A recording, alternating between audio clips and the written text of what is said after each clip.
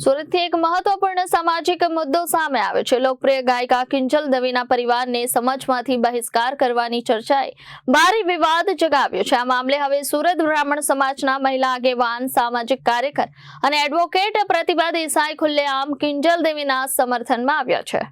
કિંજલ દવે અને તેના પરિવારને સમાજમાંથી બહિષ્કાર કરવાની વાત સામે સુરત બ્રાહ્મણ સમાજમાં અસંતોષ જોવા મળી રહ્યો છે। આ મુદ્દે એડવોકેટ અને સામાજિક કાર્યકર પ્રતિભા દેસાઈએ કડક પ્રતિક્રિયા આપતા કહ્યું કે કોઈ સમાજ કે સમાજની દીકરીએ જો કોઈ ખોટું કામ કર્યું નથી તો તેનો બહિષ્કાર કરવાનો પ્રશ્ન જ ઊભો થતો નથી। પ્રતિભા દેસાઈએ જણાવ્યું કે બહિષ્કારની વાત સાંભળતા જ તેઓ વ્યથિત થઈ ગયા હતા। કિંજલ દવે કોઈ વિધર્મી સાથે કે પરિવારની મરજી વિરુદ્ધ ભાગીને લગ્ન કર્યા નથી। સમાજની રીત રિવાજ મુજબ તેની સગાઈ પણ કરવામાં આવી હતી। તેમણે વધુમાં કહ્યું કે પિતાની આબરૂ માટે કિંજલ દવેને ઘણું દુઃખ સહન કરવું પડ્યું છે। શ્વાસઘાતના આઘાતમાંથી બહાર આવવામાં કેટલો સમય લાગ્યો હશે તેની કલ્પના પણ કરી શકાય નહીં। પ્રતિભા દેસાઈએ સમાજને અપીલ કરી કે કિંજલ દવેના નિર્ણયને અપમાનિત કરવા બદલે તેનો સાથ આપવો જોઈએ અને બ્રાહ્મણ સમાજને આવી રીતે બદનામ ન કરવામાં આવે। નમસ્કાર, હું પ્રતિભા દેસાઈ। મને ખબર પડી કે કિંજલ દવેના પરિવારને સમાજમાંથી બહિષ્કાર કરવામાં આવ્યો, કાયમી બહિષ્કાર। અને આજે મેં કિંજલનો વિડીયો જોયો। જ્યારેથી મેં વાત સાંભળી ત્યારથી હું વ્યથિત હતી કે કોઈ સમાજ પોતાની દીકરીએ ખોટું કામ તો નથી કર્યું, શા માટે એને બહિષ્કાર કરે। અને કિંજલ દવેની વાત સાથે હું સહમત છું, એમની સાથે છું।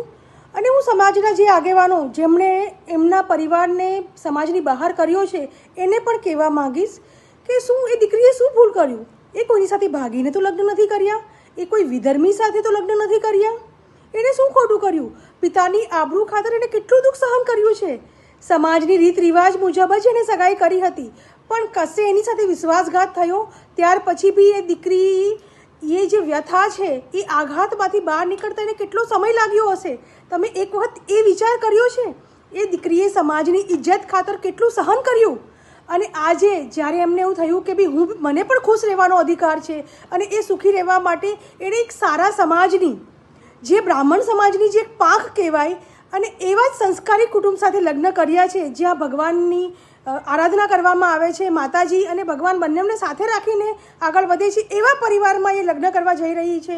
ત્યારે સમાજે એને વધાવવી જોઈએ, એનો સાથ આપવો જોઈએ, નહીં કે એને અપમાનિત કરવી જોઈએ। હું સમાજના જે પણ આગેવાનો છે એને વિનંતી કરીશ કે તમે મહેરબાની કરીને સમાજને બદનામ નહીં કરો। બ્રાહ્મણ સમાજ એ વસુદેવ કુટુંબની ભાવનાવાળો છે, એ દરેક વ્યક્તિને પોતાની સાથે રાખવાવાળો સમાજ છે અને હંમેશા બીજાનું કલ્યાણ કરવાવાળો, વિશ્વ કલ્યાણની ભાવનાવાળો માણસ છે। તો એ બ્રાહ્મણ ક્યારે સંકુચ થઈ શકે? અને એક સારા સમાજમાં દીકરીએ લગ્ન કરવા જઈ રહી છે તો સમાજે એનું સ્વાગત કરવું જોઈએ અને એમને પણ જેમ દૂધમાં સાકર ભળી જાય એવી રીતે એ સમાજને પણ, બ્રાહ્મણ સમાજને સાથે રહીને એક થઈને કાર્ય કરવું જોઈએ। અને જે પણ લોકો વિરોધ કરી રહ્યા છે તેને હું એટલું જ કહેવા માગીશ કે ભાઈ, આપની ભાવના સારી હશે, તમે દીકરીઓને બહાર બીજી અન્ય જ્ઞાતિમાં જતાં બચાવો છો તે સારી વાત છે, પણ એને સમજાવવાનું હોય છે, જો હુકમી કરવાનું નહીં હોય। અને આ દીકરીએ કોઈ ખોટું કાર્ય નથી કર્યું, એને સારી વ્યક્તિને ચૂઝ કરી છે। અને રિપોર્ટર અરવિંદ રાઠોડ, જનાદેશ ન્યૂઝ, સુરત।